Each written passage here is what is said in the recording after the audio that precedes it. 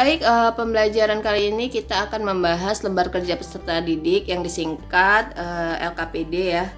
Nah, tujuan pembelajarannya kali ini adalah kita mampu menjelaskan pengertian LKPD, mampu menjelaskan LKPD bagi kegiatan pembelajaran, menjelaskan unsur-unsur yang ada pada LKPD, menyebutkan macam-macam LKPD, kemudian mampu menjelaskan langkah-langkah aplikatif membuat LKPD, kemudian kita mampu membuat ya atau mengembangkan LKPD. Nah, untuk pengertian LKPD sendiri yaitu materi ajar yang sudah dikemas sedemikian rupa sehingga peserta didik diharapkan dapat mempelajari materi ajar tersebut secara mandiri.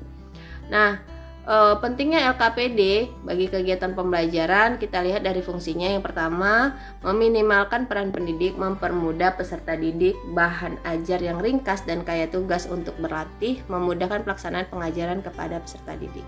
Kalau dilihat dari tujuannya, yaitu menyajikan bahan ajar yang mempermudah peserta didik, menyajikan tugas-tugas yang meningkatkan penguasaan peserta didik, melatih kemandirian peserta didik, memudahkan pendidik, dan memberikan tugas kepada peserta didik. Nah, untuk melihat kegunaannya maka kita harus melakukan kegiatan yaitu SQ3R. Berupa apa? Yaitu survei, question, read, recite, review. Kalau survei kita minta peserta didik untuk membaca ya LKPD kita. Question kita minta peserta didik untuk membuat pertanyaan terkait LKPD kita.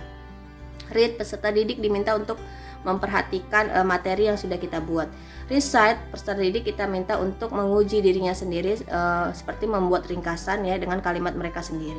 Review, kemudian peserta didik melihat kembali materi ya seperti apa. Nah, untuk unsur-unsur yang ada di LKPD itu ada judul, ada petunjuk belajar, kemudian ada kompetensi dasar atau materi pokok, ada informasi pendukung, dan ada penilaian. Nah, kita lihat bentuk-bentuk LKPD. Yang pertama itu ada LKPD membantu peserta didik menemukan suatu konsep ya. LKPD membantu peserta didik menerapkan dan mengintegrasikan berbagai konsep yang telah ditemukan.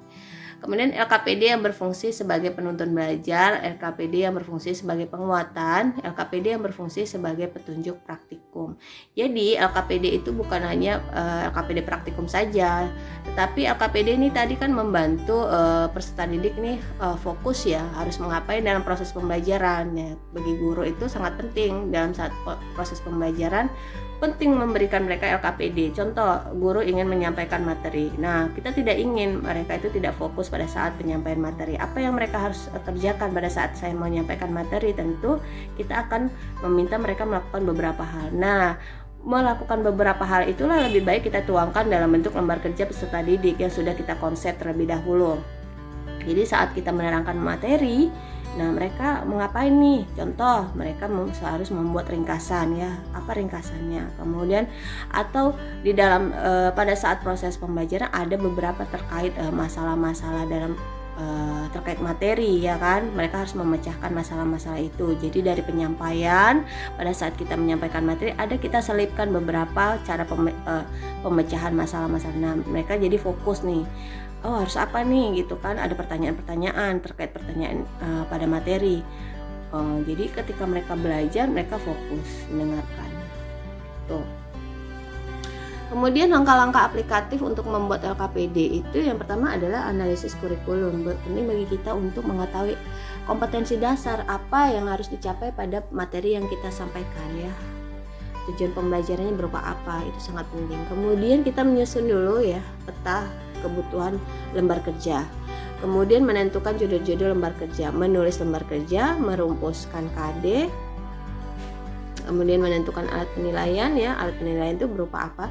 Maksudnya ketika kita memberikan lembar kerja itu kita nilai menggunakan apa, rubrik kah atau hal yang sederhana. Kalau pilihan berganda kan sederhana ya, tapi jarang banget, biasanya berupa esai, pertanyaan esai.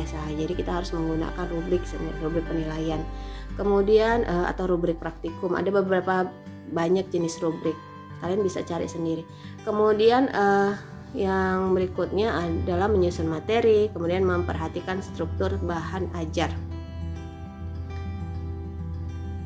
Nah, untuk mengembangkan lembar kerja peserta didik ya, dalam pengembangannya kalau ketika kita ingin membuat lembar kerja ada beberapa hal yang harus kita lakukan. Pertama, kita lihat bagaimana sih kertas yang baik digunakan, kemudian tulisannya seperti apa bagusnya, kemudian penomoran, kemudian kejelasan materinya seperti apa. Nah, itu dia. Jadi dalam mengembangkan LKPD kita harus melihat ukuran kertas. Jadi ukuran kertas yang bagus untuk lembar kerja peserta didik itu adalah kertas A4. Kemudian tidak baik ketika lembar kerja itu hanya dipadati tulisan saja. Lebih bagus ada gambar ya. Kalau kita melihat, kalau tulisan kan itu sulit dipahami kadang-kadang oleh siswa sendiri. Lebih bagus kalau ini ada gambarnya seperti ini, bentuknya seperti ini. Mungkin dia tidak susah ketika ada alat dan bahan, kayak mana bentuknya, ada gambar bagus gitu.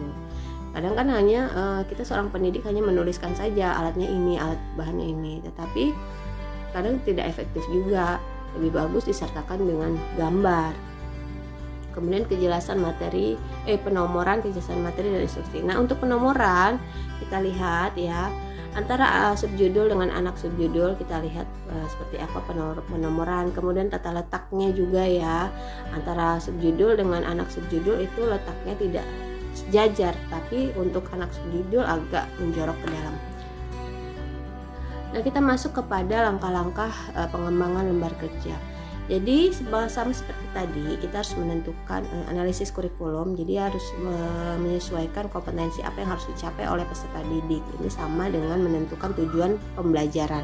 Kemudian melakukan pengumpulan materi, menyusun elemen dan unsur-unsur, memeriksa dan menyempurnakan desain materi elemen yang menyangkut tujuan pembelajaran dan kejelasan penyampaian. Terkadang untuk penelitian ya, bagi mahasiswa yang melakukan penelitian untuk mengembangkan LKPD ada beberapa desain atau model pengembangan yang harus kita ikuti. Jadi tadi analisis kurikulum tetap kita lakukan ya, karena terkait kompetensi apa yang harus dicapai. Kemudian analisis kebutuhan siswa, tentunya dia pengennya seperti apa dari materi, terkait materi ini. Kemudian setelah itu kita melakukan pembuatan LKPD sendiri, kemudian divaliditaskan kepada ahli, kemudian kepada peserta didik juga. Jadi kalau kepada peserta didik itu kita uji coba skala kecil ya, skala kecil dulu yang terdiri dari 15 orang mungkin.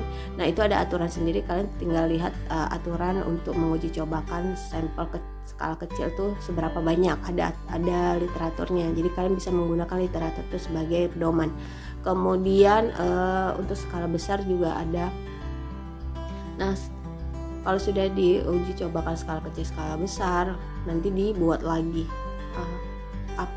perbaikan-perbaikan yang diminta oleh siswa tadi ya, peserta didik tadi, seperti apa terkait lembar kerja peserta didik. Jadi ini termasuk langkah-langkah dalam pengembangan lembar kerja, sama seperti SK3R tadi ya.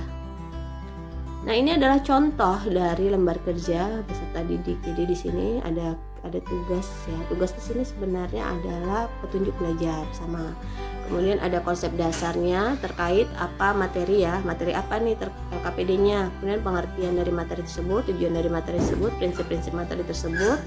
Kemudian dibuat ringkasan, kemudian pertanyaan, jawaban pertanyaannya dibuat, kemudian ada latihan.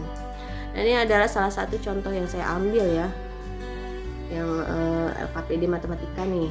Jadi ada petunjuk belajar, kompetensi dasar, indikator, informasi pendukung, kemudian ada soal, kemudian kasih lembar jawaban. Nah, tapi lebih bagus ini seperti ini bentuk susunannya.